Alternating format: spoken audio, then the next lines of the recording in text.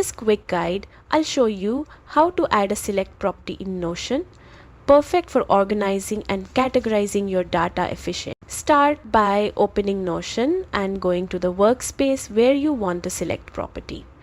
Type /database and choose database inline to create a table right on your page.